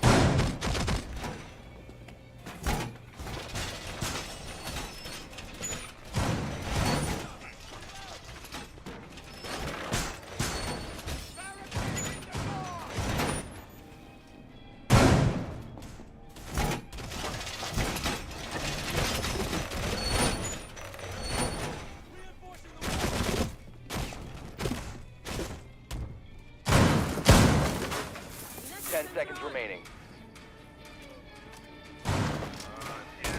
5 seconds to insertion. Attackers are heading out to defuse a bomb.